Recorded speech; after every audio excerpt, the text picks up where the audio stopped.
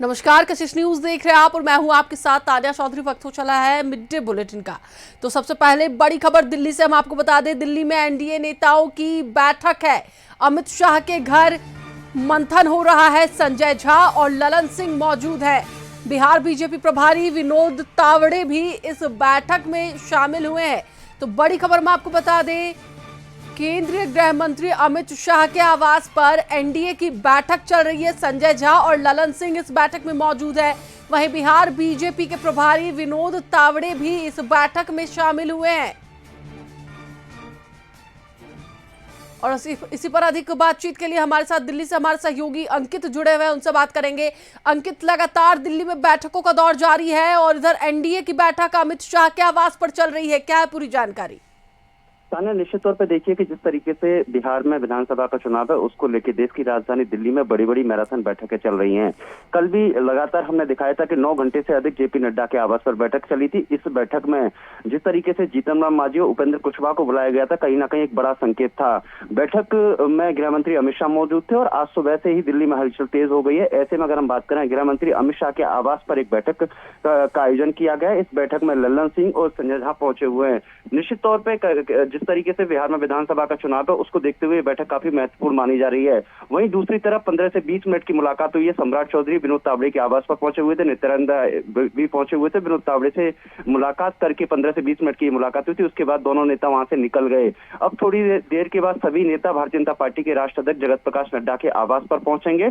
और कहीं ना कहीं जिस तरीके से रणनीति बनाई जा रही है बीजेपी के द्वारा, बीजेपी अपने सभी सहयोगी दलों के साथ चिंतन और मंथन कर रही है। जिस तरीके से जेपी नड्डा के आवास पर 9 घंटे से अधिक बैठक चली थी कि गृह मंत्री अमित शाह सुबह 11:30 बजे से लेके रात तकरीबन 9 बजे तक जेपी नड्डा के आवास पर बैठे हुए थे। और कहीं ना कहीं ऐसे कौन कौन से चेहरे, ऐसे कौन कौन सी सीट, ऐसी कौन कौन सी विधानसभाएं होंगी जहां पर उन प्रत्याशियों को मैदान में उतारा जाएगा, उसको लेकर चिंतन और मंथन किया गया। निश्चित तौर में कहीं ना कहीं जो अंतिम पड़ाव है भारतीय जनता पार्टी की तरफ से, वो कहीं ना कहीं अंतिम मोहर लगाने का काम गृह मंत्री अमित शाह और भारतीय जनता पार्टी के राष्ट्रीय अध्यक्ष जगत प्रकाश नड्डा कर रहे हैं। और देर शाम को जो सूत्रों के हवाले से खबर मिल रही है, भारतीय जनता पार्टी के मुख्यालय में एक केंद्रीय चुनाव समिति की बैठक का आयोजन किया जाएगा। यह बैठक तकरीबन शाम को 6:30-7 बजे से शुरू भाजपा मुख्यालय में शुरू होगी। इस बैठक में प्रधानमंत्री नरेंद्र मोदी भी शामिल होंगे और भारतीय जनता पार्टी के तमाम केंद्रीय चुनाव समिति के पदाधिकारी है वो भी इस बैठक में शामिल होंगे। बिहार विधानसभा चुनाव को देखते हुए काफी महत्वपूर्ण बैठक है। और कहीं ना कहीं जिस तरीके से आगामी समय आता जा रहा है उसको देखते हुए जो भारतीय जनता पार्टी का केंद्रीय नेतृत्व और भारतीय जनता पार्टी के तमाम जो सहयोगी दल हैं, उन सभी प्रत्याशियों पर अंतिम मोहर लगाने का भाजपा कर रही है। तान्या, बिल्कुल अंकित, देखिए लगातार अमित शाह के आवास पर आज बैठक हो रही है।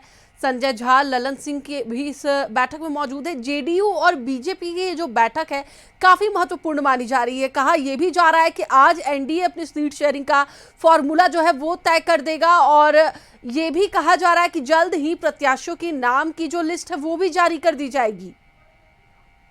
लगातार कशिश न्यूज अपने दर्शकों को ग्राउंड जीरो से पल पल की खबर दे रहा है। कहीं ना कहीं इन सभी बड़े नेताओं की इतनी लंबी लंबी बैठकों का होना यही संकेत दे रहा है कि कहीं ना कहीं आपस में सबकी सकारात्मक सहमति पर काम हो गया है।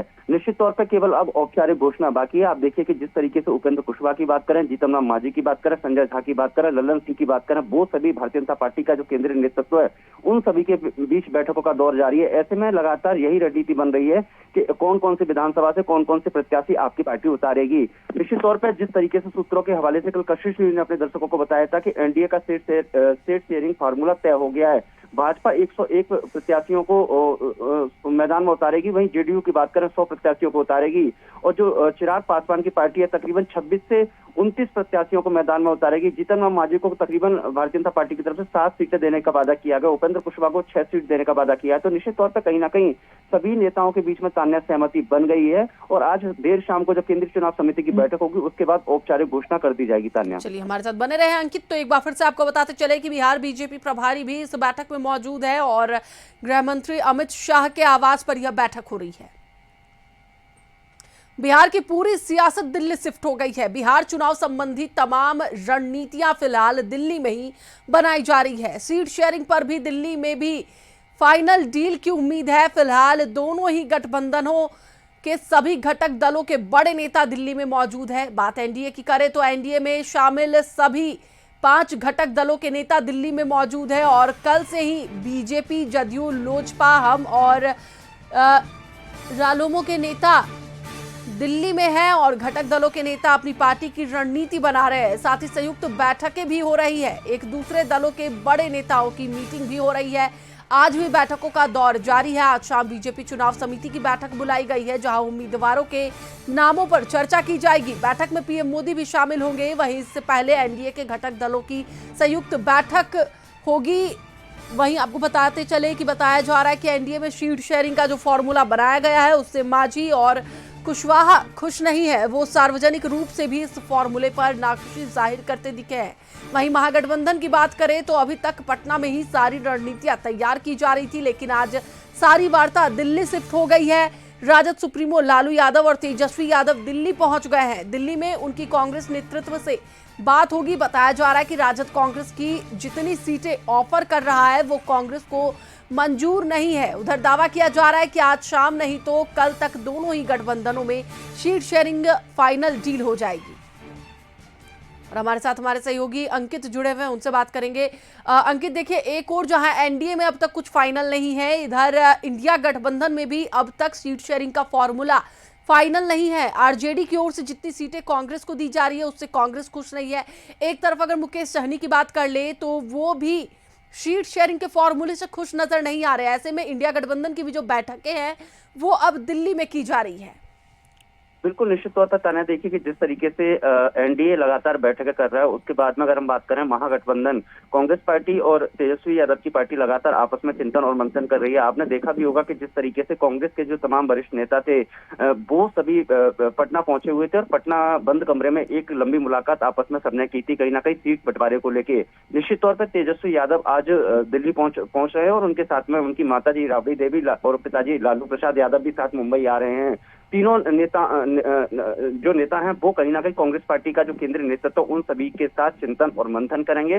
तेजस्वी यादव दिल्ली पहुंचते ही राहुल गांधी से मुलाकात करेंगे और इस मुलाकात के मायने यही है कि जिस तरीके से बिहार में चुनाव है उसको देखते हुए ये मुलाकात एक बड़ी मुलाकात होगी और कांग्रेस पार्टी और तेजस्वी यादव की पार्टी किस तरीके से कितने प्रत्याशी अपने अपने मैदान में उतारेगी और आपस में कितना सीटों पर बंटवारा तय होता है, इसको लेके कहीं ना कहीं चिंतन और मंथन किया जाएगा।